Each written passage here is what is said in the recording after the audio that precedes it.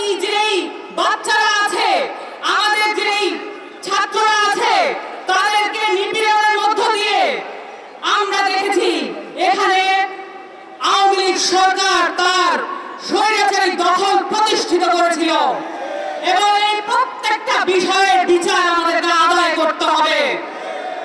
আমাদের কাছে এই শহীদের মায়েরা আকুতি জানিয়েছেন, এই আহতরা আমাদের কাছে প্রতিবাদ জানিয়েছেন যে এখানে আমরা সংস্কারের আগে, আওয়ামী লীগের বিচারের আগে কোনোভাবেই যেন মাঠ ছেড়ে না দেই এবং আপনারাও আমাদের সাথে থাকবেন এবং এখানে যারা সংস্কারকে বিপ্লবী চেতনার বাইরে নিয়ে একটি ন্যূনতম সংস্কারের মধ্যে দিয়ে আমাদেরকে নিয়ে যেতে চায়, আমরা তাদেরকে বলছি, আমরা যেভাবে জুলাই আগস্টে মাঠ ছেড়ে যাইনি, আমরা মৌলিক সংস্কার আদায় না করেও মাঠ থেকে চলে যাবো ইনশাআল্লাহ।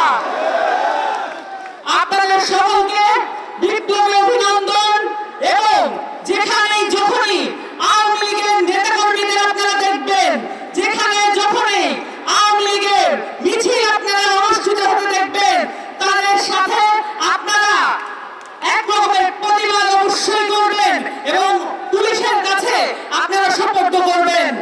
আপনাদের কাছে বিপ্লবী আহ্বান জানিয়ে রাখলাম, এদেশে আর কোনোদিন আওয়ামী লীগ রাজনীতি করতে পারবে না। ইনকিলাব জিন্দাবাদ। নিউ ইয়র্ক থেকে সম্প্রচারিত TVN 24 টেলিভিশন বিশ্বজুড়ে বাঙালির কণ্ঠস্বর।